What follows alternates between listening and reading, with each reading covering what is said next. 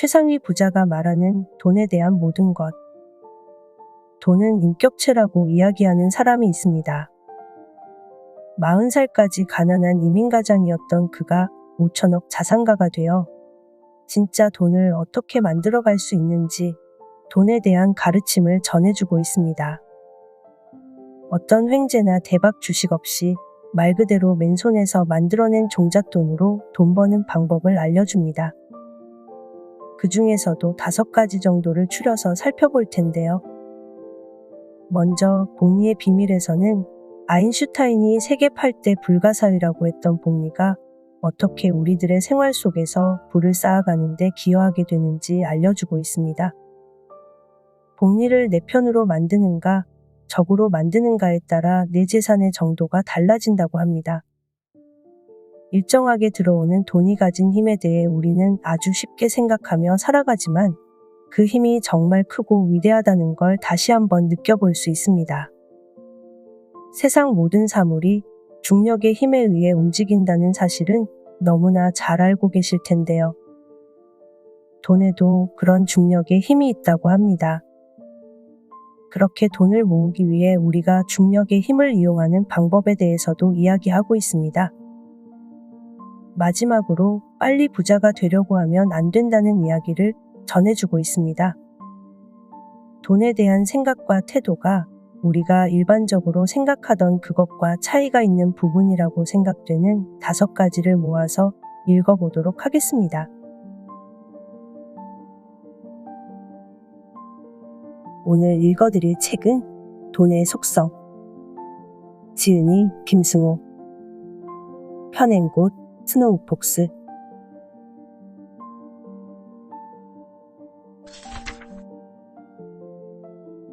복리의 비밀.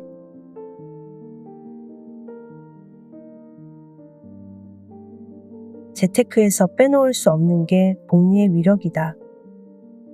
복리란 중복된다는 뜻의 한자 복과 이자를 의미하는 한자 리가 합쳐진 단어다. 원금과 이자에 이자가 붙는다는 뜻이다. 그리고 그 이자에 이자가 붙는다는 뜻이다. 복리에 상대되는 말은 단리다. 단리는 원금의 이자가 한번 지불되는 상태를 말한다. 이렇게 단리로 받은 이자와 원금을 합친 금액에 다시 이자를 받는 구조가 복리라고 이해하면 된다. 1,000만 원을 연이자율 6%의 단리로 5년간 이자를 받기로 했다면 5년 후에 1,300만 원을 받는다. 하지만 이자를 사용하지 않고 그대로 원금과 합쳐 이자를 받으면 48만 8,502원을 더 받는다. 차이가 없는 듯해도 이미 20개월간의 이자를 추가로 받는 셈이다. 이것을 10년으로 바꾸면 219만 3,967원으로 87개월간의 이자에 해당된다. 만약 이 상태를 20년간 지속한다면 원금보다 많은 1,110만 2,045원의 추가 이익을 얻게 된다. 영리한 사람이라면 이쯤에서 같은 복리 이자를 받더라도 1년에 한 번 이자를 받는 것보다 분기별로 나눠 받는 것이 더 좋고 월별로 이자를 받으면 훨씬 더 이익이라는 걸 즉각적으로 알았을 것이다. 그런데 만약 거꾸로 복리 개념을 채무이자에 적용해 갚아야 할 상황이라면 무섭고 끔찍한 수치가 산출된다. 만약 집을 구매할 때 30년 상환 4% 복리로 3억 원을 융자 받았다고 가정하면 지불해야 하는 총 금액은 9억 9천만 원이나 된다. 이를 30년간 나눠 월별로 지불하면 월 모기지 비용은 276만 원씩으로 21년간 이자를 지불해야 겨우 그 다음 달부터 원금이 줄기 시작한다. 복리가 이렇게 무섭다. 결국 복리를 내 편으로 만드는가, 적으로 만드는가에 따라 재산의 정도가 달라진다. 복리를 내 편으로 만들기 위해 해야 할 첫 번째 일은 복리에 대한 이해다. 조지 워싱턴 대학의 조사에 따르면 미국인의 3분의 1만이 복리를 이해한다고 한다. 알베르트 아인슈타인은 복리야말로 인간의 가장 위대한 발명이자 세계 8대 불가사의라고 말했다. 워렌 버핏 역시 복리의 혜택을 가장 많이 받은 투자자이며 복리의 도움이 없었다면 지금의 자리에 오르지 못했을 것이다. 복리는 간단하지만 투자에서 가장 중요한 원리 중 하나다. 투자자가 복리를 이해하지 못한다면 부를 다룰 자격이 없다. 복리는 투자 자체보다 더 중요하다. 복리 효과가 부를 어떻게 변화시키는지 이해하려면 복리와 진지하게 친해지고 함께 어울려야 한다. 여기서 1964년 워렌 버핏이 34살이 되던 해에 보낸 주주 서한을 살펴보자. 복리라는 주제는 전반적으로 고리타분하기 때문에 미술품에 비유해 소개해볼까 합니다. 1540년 프랑스 국왕 프랑스와 1세가 레오나르도 다빈치의 그림 모나리자를 4,000에키에 구입했습니다. 당시 4,000에키는 2만 달러 가치입니다. 만일 프랑스와 1세가 현실 감각이 있어서 그림을 사는 대신 연간 세후 6% 수익률로 그 돈을 투자했다면 현재 1,000조 달러 이상으로 불어났을 것입니다. 연간 6%로 1,000조 달러 이상을 만들어내는 것입니다. 현재 미국 국채 발행 규모의 3,000배가 넘습니다. 어려서부터 복리의 개념과 혜택을 정확히 꿰뚫어 본 젊은이는 그의 나이 50세 이후 미국 최고 부자 중 한 명이 되었고 91세인 현재까지 그의 부는 계속해서 늘어나고 있다. 복리가 그를 최고 부자로 만든 것이다. 우리 삶에 자연스럽게 스며들어 가장 큰 영향을 끼친 두 가지가 비누와 복리다. 비누가 발명된 후 개인위생이 개선되며 인간 수명이 비약적으로 늘어났으며 복리가 발명된 후 부의 이동이 수없이 일어났기 때문이다. 당신이 복리의 중요성을 이해했다면 이제 막 부자가 될 가장 기본적인 준비가 끝난 것이다.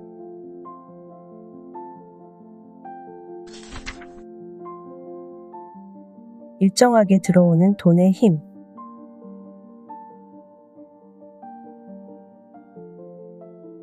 가정해보자. 1년에 수입이 5천만 원인 사람이 있다.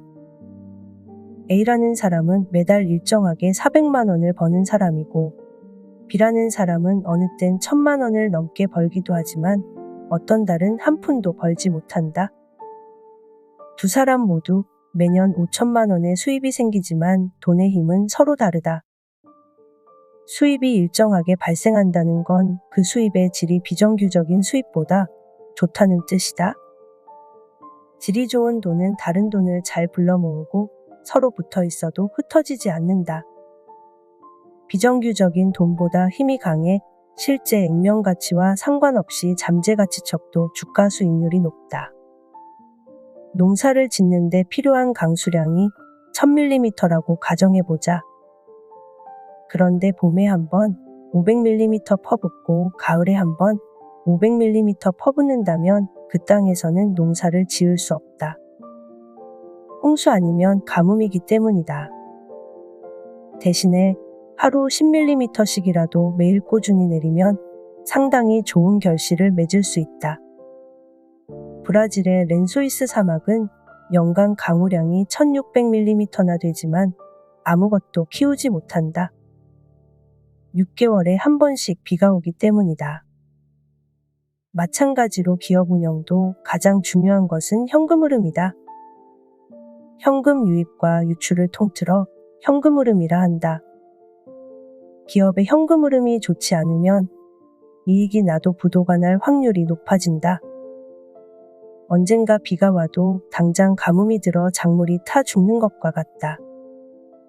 몸 안의 피도 일정하게 흘러야 사지가 움직이고 호흡도 일정해야 생명이 연장되며 음식도 일정하게 먹어야 죽지 않는다.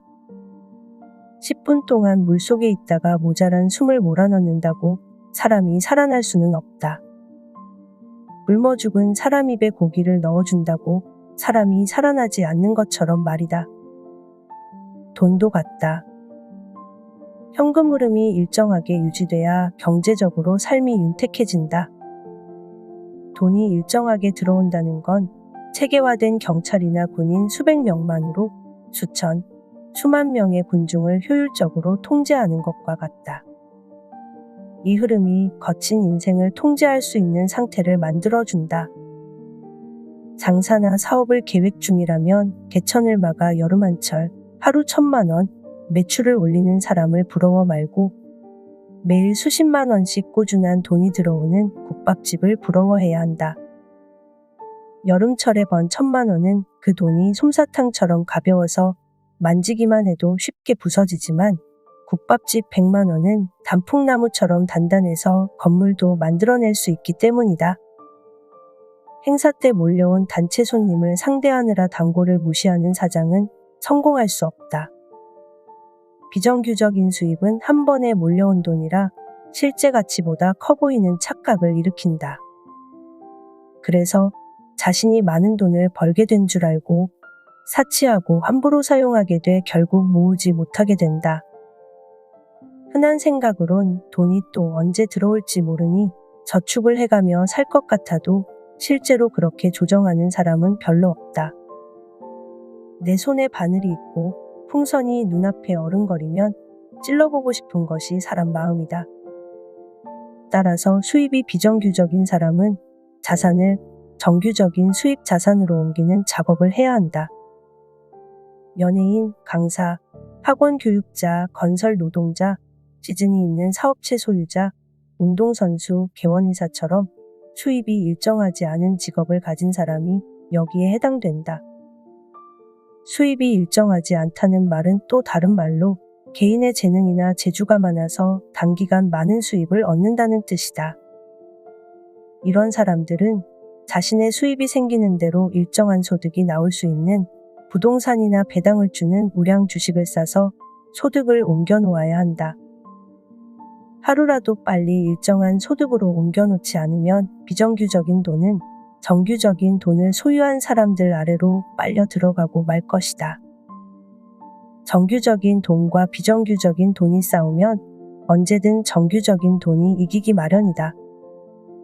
규칙적인 수입의 가장 큰 장점은 미래 예측이 가능해진다는 점이다. 미래 예측이 가능하다는 말은 금융자산의 가장 큰 적인 리스크를 제어할 수 있다는 뜻이다. 리스크는 자산에 있어 가장 무섭고 두려운 존재며 모든 것을 앗아갈 수 있다. 어디에 숨어 있는지 몰라서 모퉁이를 돌다 갑자기 맞닥뜨릴 수 있는 것이 리스크다. 이 리스크를 제어할 수 있다는 건 대단한 장점이다. 그 자체가 신용을 부여하며 이 신용은 실제 자산으로 사용할 수 있어 같은 5,000만 원이라도 1억 혹은 그 이상의 자산으로 변형돼 현실에 나타난다.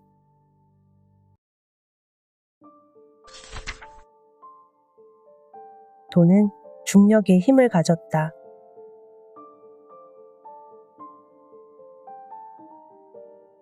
중력은 현대 물리학의 상호작용 힘 중 하나다. 뉴턴에 따르면 중력은 질량을 가진 모든 물체에 작용한다. 중력은 질량을 가진 물체가 다른 질량을 가진 물체에 작용하는 힘을 말하는데 그 힘의 크기는 각 물체의 질량에 비례해 가까운 곳에 있는 물체를 잡아당기며 매우 먼 거리까지 영향을 미친다. 거리의 제곱에 반비례해 멀어질수록 힘이 약해지기는 하지만 먼 거리에서도 여전히 작용한다. 지구에 살고 있는 우리는 중력의 거대한 힘을 못 느껴도 지구를 벗어나려는 우주선은 시속 4만 킬로미터의 속도로 날아야 겨우 지구의 중력권을 벗어날 수 있다. 우주 위를 날아다니는 별똥별을 지구로 끌어들이는 것도 중력의 힘이다. 지구는 달보다 무겁기에 더 강한 중력을 가지고 있고 태양은 지구보다 더 크고 무거워서 더 멀리까지 그 중력의 영향력을 행사한다. 눈으로 확인할 수 있는 이 영향력의 경계가 태양계다. 신기한 건 돈도 이 중력과 같은 작용을 한다는 것이다. 돈은 다른 돈에게 영향을 주며 그 돈의 액수가 크면 클수록 다른 돈에 더 큰 영향을 준다. 돈은 가까이 있는 돈을 잡아당기는 능력이 있으며 주변 돈에도 영향을 준다. 돈이 중력과 같이 작용하는 원리를 잘 이용하면 누구나 아무리 작은 돈이라도 큰 돈으로 만들어낼 수 있다. 누군가가 10억 원이라는 돈을 모으기로 마음먹었다고 하자. 10억 원은 300만 원을 받는 급여 생활자가 한 푼도 쓰지 않고 모아도 27년이 걸리는 금액이다. 엄청나게 긴 시간이고 힘든 일이다. 그나마 전액을 저축했을 경우의 이야기다. 투자를 한 경우라도 한 푼도 잃지 않았을 때 이야기다. 급여의 50%를 저축했다면 50년이 지나야 모을 수 있는 돈이다. 하지만 돈의 중력을 이해하면 이야기가 달라진다. 이 세상에 큰 돈을 가진 사람 중 누구도 그런 식으로 돈을 모으지 않는다. 또한 돈을 이렇게 움직이지도 않는다. 먼저 10억 원을 모으기 위해서는 1억 원이 필요하다. 그리고 1억 원을 모으기 위해서는 1,000만 원이 필요하다. 그 1,000만 원은 매월 100만 원 혹은 그 이상을 저축하는 것으로 시작된다. 1년을 잘 모아서 1,000만 원을 모았다고 가정하자. 처음 1,000만 원은 내 노동과 시간으로 오롯이 나 혼자 이루었지만 그 1,000만 원이 스스로 일을 해서 나를 돕고 있기에 둘이 함께 일을 하는 셈이다. 즉 나와 자본이 다른 자본을 만들기 위해 함께 일하고 있는 것이다. 그러므로 두 번째 1,000만 원을 모으기 위한 노력 수치는 95 정도라고 볼 수 있다. 이런 수치는 두 번째 1,000만 원을 모으고 세 번째 1,000만 원을 모을수록 점점 작아진다. 처음 1,000만 원을 모으기 위해 100을 노력했다면 1억 원이 되는 마지막 1,000만 원은 불과 20 혹은 30 정도의 힘으로 만들어진다. 그렇게 몇 년 후에 1억 원을 모으고 그 1억 원은 동일한 과정을 통해 다시 몇 년 후엔 몇 억이, 더 지나면 100억 원이 되는 것이다. 재산 증식 과정을 보면 1, 2, 3, 4, 5처럼 양의 정수로 늘어나는 것이 아니라 1, 2, 4, 8, 16과 같이 배수로 늘어난다. 이 원리를 이해하면 누구나 부자가 될 수 있다. 온 우주에 중력의 힘이 미치고 있듯 중력은 우주의 근본적 힘이며 세상을 만드는 원리 중 하나다. 이 원리는 무엇인가 불어나는 모든 것에 적용된다. 단지 돈은 물체가 아니기에 그것을 모으겠다는 그 자신의 마음을 필요로 할 뿐이다.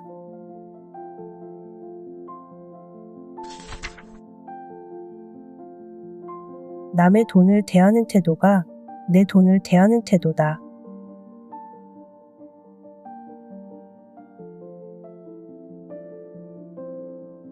나는 예전부터 코스트코 주차장에 차를 세우고 들어가면서 주차장 구석에 널브러진 쇼핑카트를 일부러 끌고 들어가곤 했다. 내가 슈퍼마켓을 직접 운영하던 젊은 시절에 해마다 100여 개 넘은 쇼핑카트가 사라지거나 파손됐다. 쇼핑카트를 끌고 집으로 가거나 주차장 구석에 처박아 놓고 가버린 고객들 때문이다. 그 일로 매년 2만 달러 이상 손해가 났던 기업 때문에 내가 고객으로 장을 보러 가도 쇼핑카트를 함부로 대하지 않는다. 자기 자식은 지극히 사랑하면서 남의 자식에게는 매몰찬 사람이 있다. 자기 자식은 금처럼 귀한데 며느리나 사위는 한 번도 남의 집 귀한 자식이라는 생각을 해본 적이 없는 것이다. 돈에 대해서도 같은 태도를 지닌 사람들이 있다. 내 돈은 엄청 아끼고 절대로 함부로 사용하지 않으면서 공금이나 세금의 사용에 대해선 무심한 사람들을 간혹 본다. 가볍게는 친구가 밥을 사는 차례에는 비싼 것을 주문하거나 단체 회식 비용이 몇 사람의 과한 술값으로 지불되는 경우가 있다. 무겁게는 국가의 세금이 들어간 기물이나 물품을 훼손하거나 국가 보조금을 부풀려 받아내거나 세금을 탈세하는 경우도 있다. 공금, 세금, 회비, 친구 돈, 부모 돈은 모두 남의 돈이다. 남의 돈을 대하는 태도가 바로 내가 돈을 대하는 진짜 태도다. 친구가 돈을 낼 때 더 비싼 것을 시키고 회식 때 술을 더 주문하는 행동은 내가 돈을 어떻게 보고 있는지를 알려주는 척도다. 세금이나 공금 같은 공공자산을 함부로 하는 사람은 자신의 돈 역시 함부로 대하고 있음을 알아야 한다. 세금으로 만든 모든 공공시설, 도로 안내판, 행사, 의료 서비스 등에는 내 돈도 일부 들어있다. 친구와 번갈아 가며 사는 밥값에는 내가 낼 때만이 아니라 상대가 낼 때도 내 돈이 포함되어 있다. 내가 존중받으려면 먼저 존중해야 하듯 내 돈이 존중받으려면 남의 돈도 존중해줘야 한다. 나는 100% 내 지분으로 돼 있는 회사일지라도 회사 용도에 맞는 경우에만 법인카드를 사용한다. 그리고 내 회사 매장을 가도 반드시 돈을 지불하고 물건을 구매한다. 해당 회사의 사장이나 개별 매장의 매니저는 이익 정도에 따라 실적을 받기에 내가 임의로 물건을 가져온다는 건 그들의 이익 실적에 손해를 입히는 일이기 때문이다. 그것이 단 1원이라도 남의 돈이다. 또한 세금 납부는 국가 시스템을 통해 그 국가를 사용하는 모든 사람에게 주어진 책임이자 의무다. 내 농장 안에 길을 만들고 개울에 다리를 하나 놓는데도 수억 원이 들어간다.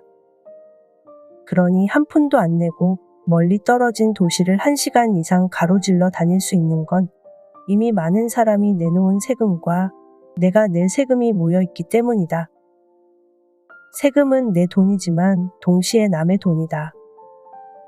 합법적인 절세는 내 자산을 보호하는 일이지만 탈세는 남의 돈을 훔치는 일이고 남의 돈을 함부로 하는 행위다. 남의 돈을 함부로 하지 않을 때 내 돈도 함부로 취급받지 않는다. 남의 자식에게 함부로 하지 않을 때 내 자식도 함부로 취급받지 않는다. 내 아들이 귀하다면 내 며느리도 귀한 것이고 내 딸이 금쪽 같다면 내 사위도 금쪽인 걸 알아야 한다. 나는 지금도 여전히 코스트코 주차장에 세워진 쇼핑카트를 보면 꼭 끌고 들어간다. 쇼핑카트를 모으러 주차장을 뛰어다닐 직원의 일감을 덜어주려는 마음에서다. 이제 코스트코는 우리 회사와 사업을 같이 하는 파트너 사업체이기도 하다. 내 아들과 그 집 딸이 결혼하듯 내 돈과 코스트코 돈이 결혼을 한 셈이기도 하다. 코스트코 주식을 0.003%나 가진 주주이기 때문이다. 그래서 카트 바퀴 한쪽은 내 것이라는 마음으로 더 열심히 챙긴다. 남의 돈을 존중하다 보면 그 돈이 내 돈이 되는 일도 있기 때문이다.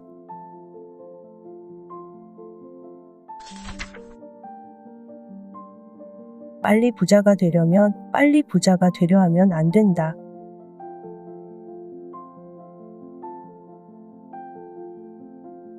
부자가 되려는 사람들이 가장 많이 하는 실수는 빨리 부자가 되려는 마음을 갖는 것이다. 빨리 부자가 되려는 욕심이 생기면 올바른 판단을 할 수가 없다.